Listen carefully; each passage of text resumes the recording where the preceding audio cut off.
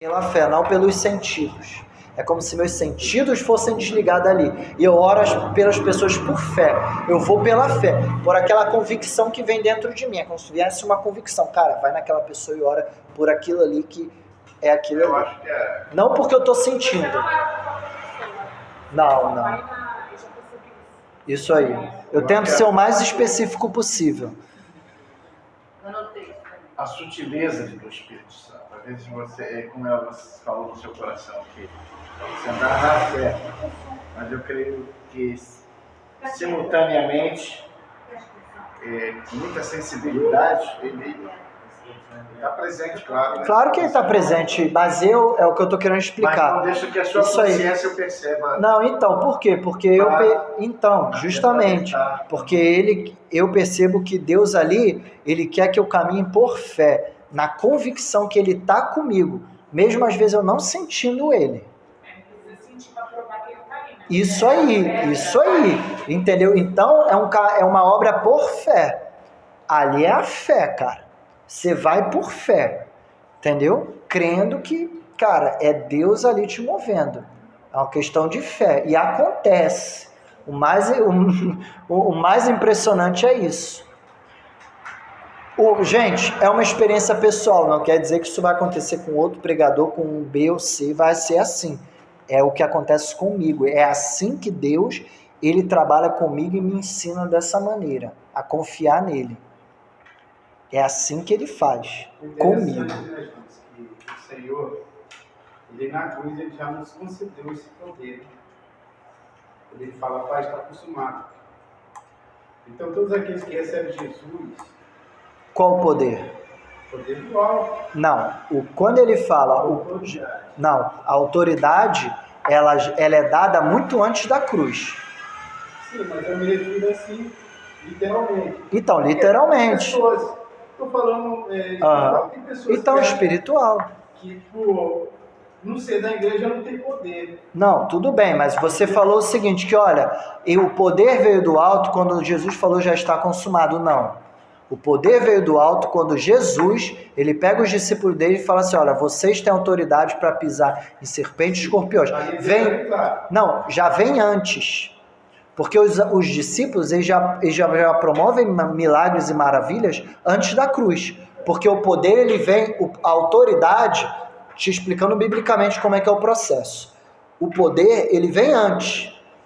Por quê? Porque aquilo ali é o reino de Deus. O poder, ele não é manifestado por causa da salvação. Ele é manifestado por causa do reino de Deus. O que veio primeiro, o reino de Deus ou a salvação? O reino. Porque quando Jesus vem, ele fala o quê? É chegado o reino. O reino não começa na cruz, o reino começa quando ele está aqui. Beleza. O que a cruz acontece quando Jesus fala está consumado? É o poder da salvação. É quando Deus tem poder sobre o pecado. É outro poder que exerce na humanidade. Entendeu? Nós temos um poder. Nós temos um poder dado por Jesus. Uhum. A gente vê claramente os discípulos se alegrando em 70 de que Jesus envia. Isso. Aí eles voltam tudo felizes, regozijantes, dizendo que até os demônios se submetem à autoridade dele. E Jesus, ele dá uma puxadinha de orelha neles, dizendo, você não pode e nem deve se alegar por conta disso, mas regozijar-vos pelo vosso nome que está escrito no céu. Né? Se tratando de poder e autoridade, quanto mais a gente evolui no evangelho, no conhecimento, mais esse poder se torna evidente na nossa vida. Mais autoridade nós temos. O que quer dizer que quanto mais eu busco, mais me é dado. Não é porque não tenha ou não tinha, entendeu? É pelo simples fato da gente entender que nós somos escolhidos, que nós temos poder de beber alguma coisa mortífera e em nome de Jesus nós cremos que não nos fará mal. Sim. Isso aí, na verdade, Eliésio, é o desenvolvimento da fé. Sim. Quanto mais você desenvolve a sua fé, naturalmente o sobrenatural vai se manifestar com muito mais intensidade, porque você crê. Quanto mais você crê, mais o sobrenatural vai se manifestar, porque o sobrenatural, ele responde com base na fé. É a fé que faz o sobrenatural se manifestar. Entendeu? Então, o relacionamento com Deus, o que o relacionamento de Deus gera em nós não é necessariamente poder. Poder é uma consequência. Mas o que ele gera em nós é fé. Fé é confiança. A gente começa a confiar tanto em Deus e acreditar tanto nele, que a gente começa a acreditar que se eu meter a mão na cabeça de um cara e orar por ele, ele vai levantar, porque eu confio em Deus. É a confiança em Deus, é uma fé. E o que acontece? Muita gente não entende o que é fé. A fé não é uma confissão positiva. O que eu quero dizer com confissão positiva? A pessoa fica assim, não, eu creio na cabeça, ela vai crer. Isso é confissão positiva, isso é uma pseudo-fé. A fé, ela se manifesta através do Espírito. Então a fé, ela só pode ser gerada em você através do relacionamento. Porque conforme você vai tendo um relacionamento, a comida espiritual vai sendo liberada no seu espírito e ele vai se fortificando. E isso vai gerando fé. Você dizer que tem fé, isso não gera fé em você. Você se convencer que acredita, não necessariamente quer dizer que você acredita verdadeiramente. Jonatas, então como que eu consigo ter fé? Só existem 2 caminhos. O primeiro, oração, relacionamento. E o segundo, jejum. Jejum. O jejum é o grande segredo da fé. Por quê? Muita gente não entende o verdadeiro propósito do jejum. Porque o termo comum é o seguinte, você poder mortificar a sua carne. Tá certo? Tá. Mas não é necessariamente o que o texto está querendo dizer, o que a Bíblia quer dizer com o jejum. Porque quando fala do mortificar a carne, não é no sentido das paixões. É no sentido de que a fé não vem do Espírito? Então a incredulidade vem da onde? Da carne. Se eu preciso, para manifestar minha fé, o que mais eu preciso? Deixar de ser incrédulo. Então, como que eu deixo de ser incrédulo se a incredulidade ela é manifestada através da minha carne? Crucificando a minha carne. Então, quando eu jejuo e mortifico a minha carne, na verdade eu estou matando a minha incredulidade. E a minha fé começa a exercer. Estava lendo isso em Romanos ontem. Entendeu? Então a minha fé começa a sobressair espiritualmente. Essa é a verdadeira fé. Então como que você faz para a sua fé ser fortalecida? Jejum e oração. O jejum para quebrar a sua incredulidade e a oração para fazer o quê? Gerar mais fé espiritual em você. E aí o que acontece? Isso gera uma confiança em Deus, sobrenatural. Porque a confiança em Deus ela é sobrenatural, ela não é humana. Não é psicológica. Ela não é humana. Por que ela não é humana? Porque a Bíblia diz o quê? Que quem convence nós do pecado e da justiça? É o Espírito. Então você só creu em Deus pelo Espírito. Você não creu em Deus pela sua própria capacidade intelectual. E se você entender que a sua capacidade intelectual é o espiritual, então o ímpio é tão espiritual quanto você, porque ele tem capacidade intelectual tão boa quanto a sua. Então a fé não é uma questão de entendimento intelectual. Passa pelo intelecto? Passa pelo intelecto. Não é uma fé irracional, em certo sentido.